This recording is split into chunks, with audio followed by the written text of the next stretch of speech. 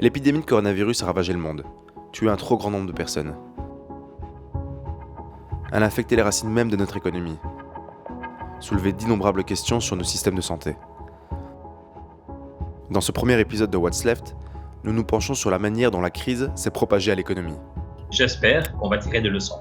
Parce qu'en 2008, on a eu une crise majeure. Tout le monde a dit on va tout changer, on va tout changer. On voit bien qu'on n'a rien changé. La crise actuelle nous offre une occasion unique de repenser le modèle économique de l'Europe. Et voici comment.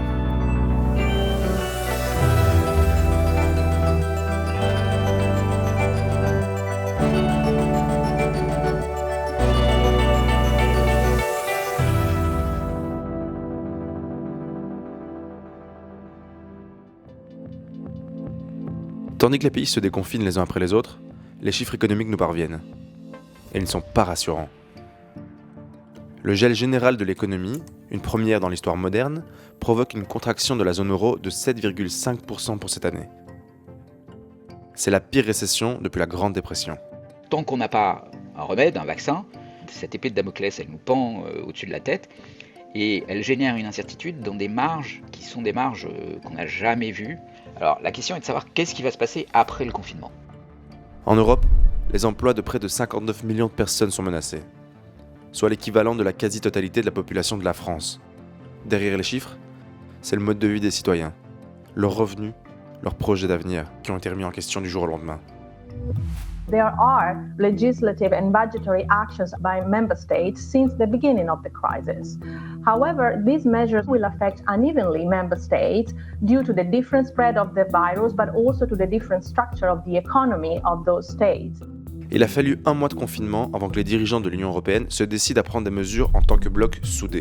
En avril, ils se mettaient d'accord sur un certain nombre de mesures à hauteur de 540 milliards d'euros, destinées à protéger les travailleurs, les entreprises et les États. Questa è una crisi europea, non dei singoli stati, e come tale va affrontata. Il suo costo quindi deve essere condiviso.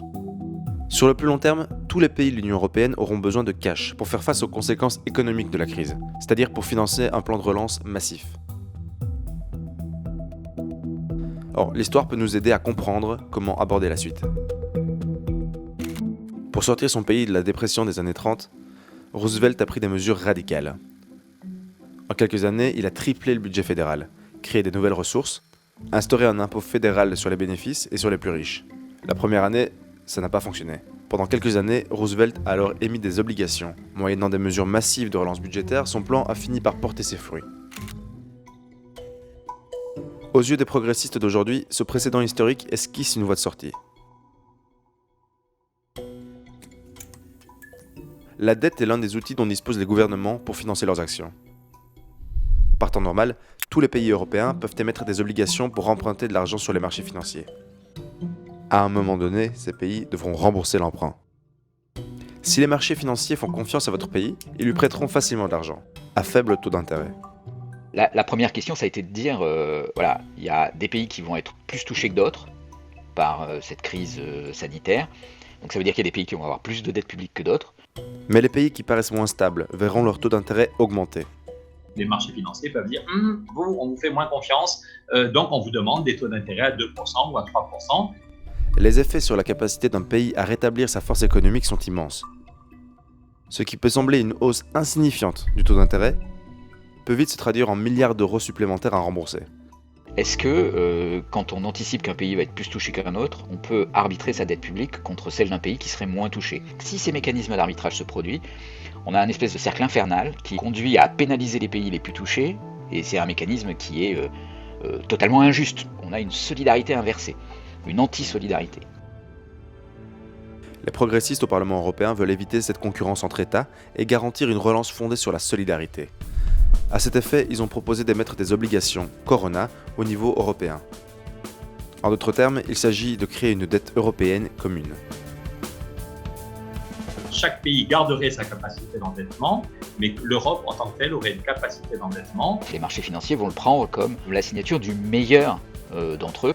Certains appellent ça des Corona bonds, c'est-à-dire que c'est lié à la crise du Corona, mais ce serait pas seulement pour les aspects sanitaires, ce serait aussi pour financer le plan de relance.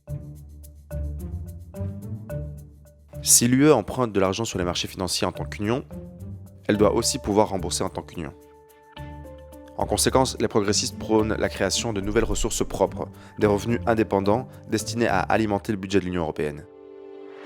Une taxe sur les plastiques non recyclables, des ressources tirées du système d'échange des quotas d'émissions européens, un impôt sur les revenus des grandes multinationales, une fiscalité des services numériques, une taxe sur les transactions financières, et faire en sorte que les revenus de la lutte contre l'évitement et l'évasion fiscale aillent là où ils sont nécessaires. Après quelques semaines de confinement, nous nous sommes réveillés dans un monde où l'air était plus pur, où la circulation ne constituait plus une nuisance. On a constaté des chutes spectaculaires d'émissions de CO2. Cependant, cela ne correspond pas à la situation générale. En effet, les émissions de CO2 ont connu l'année passée une hausse plus rapide qu'au cours des années 60 et 70, en passant de 0,8 unités par an à 2,8 unités. Les températures restent en hausse partout, et il nous faut plus que jamais sortir de cette situation. On vient de vivre l'horreur, mais au moins, il y avait de l'eau qui arrivait. Imaginez, si on ne fait rien sur le climat, vous imaginez l'horreur si on n'a plus d'eau qui arrive à notre robinet ou s'il n'y a plus d'eau qui arrive dans les hôpitaux. Donc, est-ce qu'on a compris la beauté de la vie et la fragilité de la vie? Est-ce qu'on met la finance au service de la vie? Alors, quelle est la solution? Comment protéger les emplois et le mode de vie des gens, tout en répondant à ce qui est probablement le plus grand défi de l'histoire de l'humanité? Pour les socialistes et démocrates, la solution s'appelle le Green New Deal, le New Deal vert. Elle se fonde sur une transition juste, conçue pour ne laisser personne sur la touche, dans le cadre d'une reconstruction durable de nos économies et de nos sociétés. Comme rapporteur général du budget, je me bats pour qu'on ait un budget très ambitieux, un budget de relance et de transformation, et on peut créer 5 millions d'emplois. Si on veut gagner la bataille du climat, il faut isoler toutes les maisons, isoler les écoles, les maisons de retraite, les universités. Il faut développer les transports en commun, il faut changer de modèle agricole. Il nous faut entre 300 et 500 milliards chaque année. Les idées progressistes ont fini par retenir l'attention de la Commission européenne. En fin mai, celle-ci proposait un plan de relance général, 750 milliards d'euros en soutien aux économies du bloc. Ces investissements s'ajouteront au vaste plan budgétaire existant, de 1100 milliards d'euros. Il s'agit de lancer une bouée de sauvetage aux secteurs les plus touchés, des régions les plus affectées, pour leur permettre de ne pas licencier de travailleurs ni de fermer avant la reprise de l'activité. Le groupe SND continuera à faire pression sur les dirigeants de l'UE pour que l'Europe se montre à la hauteur de ses ambitions. Seamos sinceros, el problema no es poner más dinero, el problema es avanzar en Europa. Señora von der Leyen, ya ha visto que aquí, en el Parlamento Europeo, tiene un proyecto dispuesto a trabajar siempre por el bien de la ciudadanía. Ahora le toca convencer a los amigos del Consejo. Se lo debemos a las próximas generaciones de la Unión Europea. La crise du coronavirus nous a tous mis en état de choc. La première et principale urgence était de protéger la santé des gens, de soutenir les plus vulnérables de la société, et de faire en sorte que les travailleurs retrouvent leur emploi à la fin de l'épidémie. Chemin faisant, nous avons découvert un monde de nouvelles possibilités. Le travail à domicile. Nous avons fait l'expérience de nouvelles formes de solidarité.